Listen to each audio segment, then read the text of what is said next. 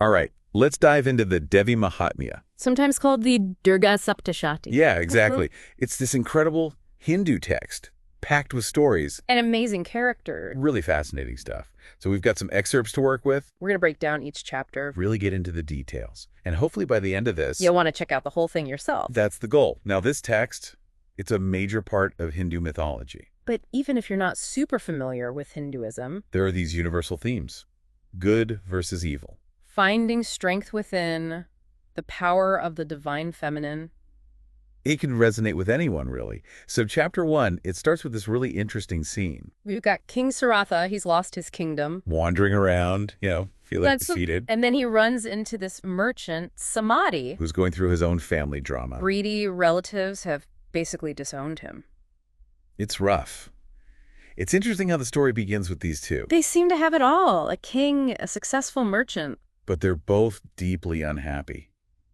It kind of sets the stage. This exploration of Maya, the illusion that keeps us attached to material things. Right. Like we all get caught up in the day-to-day struggle. And anxieties. But this chapter's like a reminder. To step back. Ask ourselves, what really matters? So Saratha and Samadhi, They meet this wise sage, named Medhas, and he drops some serious wisdom on them. about the nature of reality. It's like, hey, all this stuff you're stressing about, just Maya, An illusion. created by the divine feminine herself, Mahamaya. And here's where it gets wild. Medhas explains that Mahamaya, She's actually another form of Vishnu. the preserver god, she's like Vishnu's cosmic sleep, Yoga Nidra. Okay, so Vishnu is snoozing. And these two super powerful demons, Madhu and Kataba, Emerge from his ears. and start causing chaos. That's a crazy image, demons popping out of a god's ears while he's napping. But it's like, even in peace and harmony. There's always potential for chaos. Exactly. And the Devi, the Divine Mother, she steps in to restore balance. She emerges from the combined energies of all the gods, It literally describes how each part of her body is formed from their powers. like the ultimate superhero team up. So we've got this radiant goddess ready to take on these demonic forces. And the battle's fascinating. The Devi, she uses power A&D strategy. To defeat Madhu and Kaitaba, She tricks them into fighting Vishnu on his lap. knowing dry land is their weakness. It's like brains, A&D brawn are needed to overcome life's challenges. So chapter 1 ends with a victory for the Devi. But it's just the beginning. Oh yeah, things are going to get even more epic. In chapter 2, we meet Mahishasura, the buffalo demon. And this guy's bad news.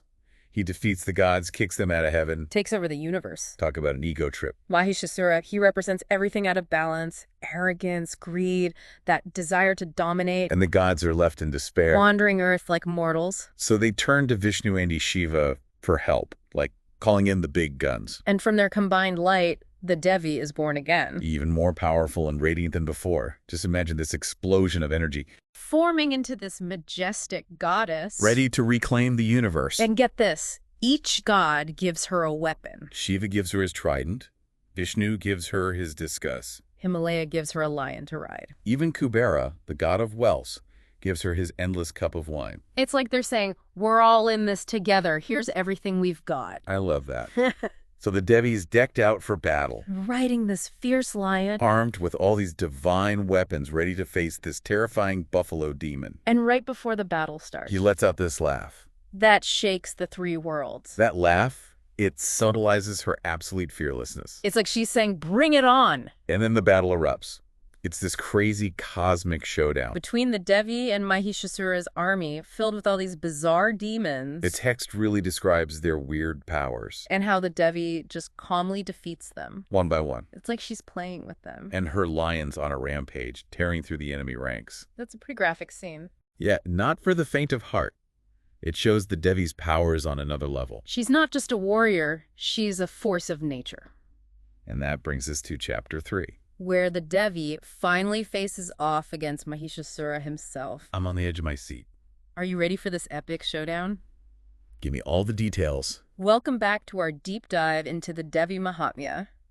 So last time, we left off with the Devi about to face Mahishasura. Things get really intense here. This is where the battlefield gets chaotic. Yeah, fallen Asuras everywhere. The Devi's lion just rampaging through. But Mahishasura is no pushover, Oh no, he's a master shapeshifter. constantly changing forms. Trying to outwit her. It really tests her strength and agility, At one point, he's thrashing around so much. that it causes oceans to overflow, mountains crumble. It's like the whole universe is being shaken. Talk about a high-stakes fight. But even with all that, The shape-shifting, the Yeah. power, the Devi, she never loses her cool. finally pins him down with her foot.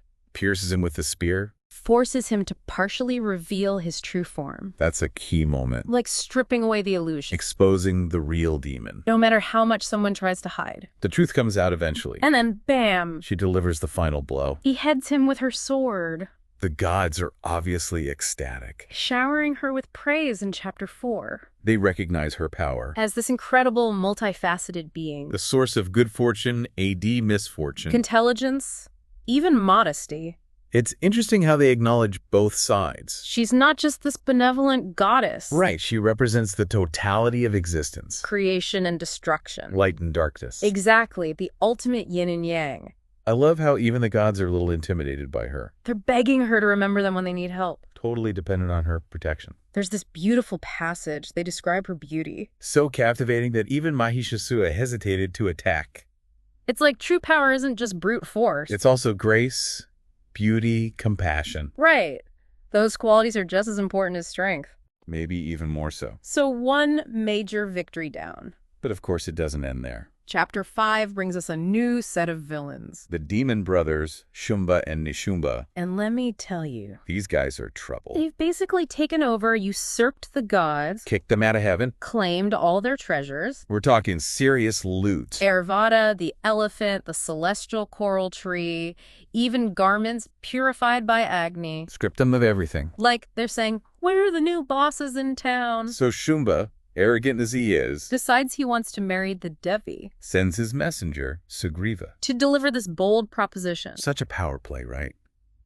Thinks he can just claim her.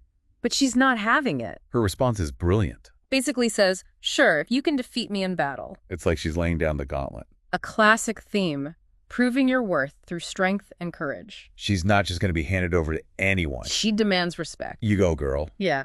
Predictably, Shumba's enraged. So in Chapter 6, he sends this demon general To Ramakana with a massive army. to capture her. Like sending an army to kidnap a goddess is a good idea. Shows how little they understand her power. They think brute force will be enough. But they're in for a rude awakening. And boy, do they get one. The Devi's just like, nope. With a single shout. Reduces Dumralakana to ashes. Don't underestimate the power of a goddess who's had enough. A powerful display. And a clear warning. But of course, the battle doesn't end there. The Devi's line goes on a rampage, Tearing through the Azura army. tossing elephants around like chew toys. Another vivid scene. It really emphasizes her ferocity, She's not just defending. unleashing her full fury, And that leads us to Chapter 7. where Shumba decides to up the ante. Sending his two most powerful generals, Chanda and Munda, They're leading an even bigger army. described as a fourfold force. Talk about overkill. But I love how the Devi is just calmly sitting on her lion. Smiling as this army approaches. Like she's thinking, oh, you think this is going to work. It's that confidence, that inner peace. That sets her apart. They're all about aggression. She's tapped into a deeper strength. But don't let that calmness fool you. Because when the Devi gets angry, things get scary. Her face turns the color of ink. And from her brow, the terrifying goddess Kali emerges. Some of the most iconic scenes. Kali is a force of nature, fearsome, adorned with skulls and a tiger skin. Representing the Devi's raw, untamed power. The energy to annihilate darkness. Like she's saying, all right, you want to play rough, let's do this. And Kali does not disappoint. She just lays waste to the Ashwa army, devouring demons whole. It really drives home the point that the Devi's compassion has its limits. There's a point where even divine patience wears thin. So Chanda and Munda are watching this carnage. They must be thinking, uh-oh. But they still decide to attack Kali. I mean, what did they expect? It seems like their arrogance just blinded them. They couldn't grasp the power they were up against. Well, their bravery or maybe stupidity. Didn't end well, The Devi defeats Chanda. which just makes Munda even more furious. But in the end, he meets the same fate. Their defeat is a turning point. She's proven she can overcome anything. It's clear now Shumba and Nishumba have to face her directly. The stage is set for the final showdown.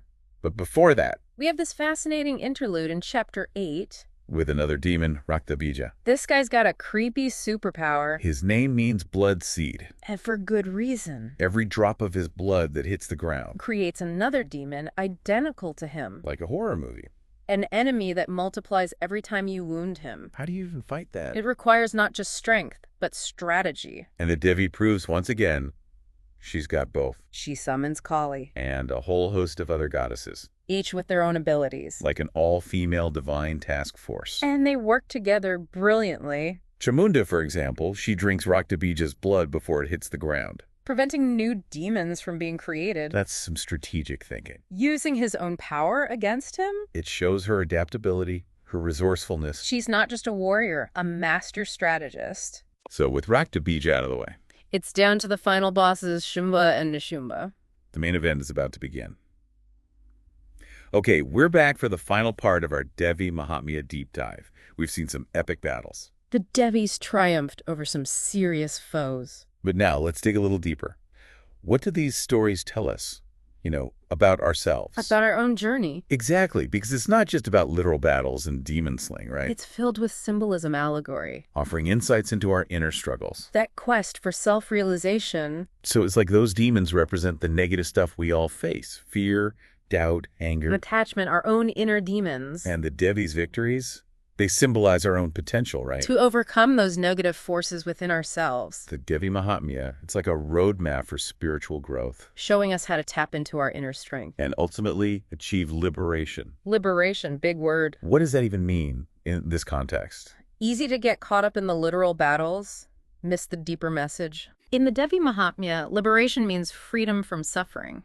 Freedom from the cycle of birth and death. From the limitations of our ego. It's realizing our true nature as divine beings. Connected to the source of all creation. So it's not just winning those external battles. It's about conquering those inner demons. Finding peace and freedom within. Exactly. And chapter 11, this beautiful hymn to the Devi. Really captures that. It acknowledges her as the source of everything, creation, preservation, even destruction. So she's not just a warrior goddess. She's like the foundation of reality itself. And the hymn, it also talks about her role as the bestower of liberation. The one who guides us towards enlightenment. So she's not just fighting for us, she's showing us the way. And in chapter 12, she reinforces that.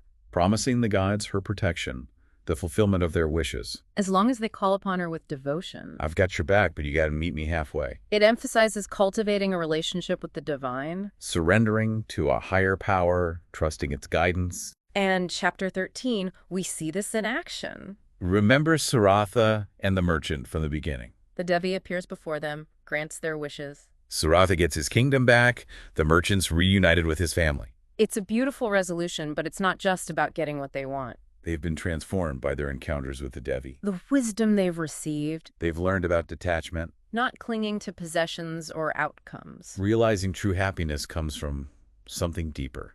The Devi's grace works on multiple levels.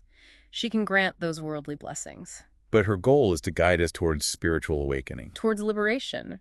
Realizing true wealth is in connecting with our divine nature. So what's the takeaway for our listeners? Someone new to the Devi Mahatmya, why should they care? It's more than just a story. It's inspiration, a guide for life's challenges. And a reminder of the power within each of us. It encourages us to recognize the divine feminine within. To connect with that strength and wisdom. Like we all have a Devi inside. Capable of overcoming anything. And the beauty of this text, it can be interpreted on so many levels. There's always something new to discover. So to our listener, we really encourage you, read the Durga Saptashati. See what speaks to you. Were you surprised by the Devi's power? Did any character or event spark your curiosity? Let us know in the comments. We'd love to hear your thoughts. And if you enjoyed this deep dive, please give us a like, share it with your friends. And subscribe to Tantra Quest for more explorations like this. Thanks for joining us.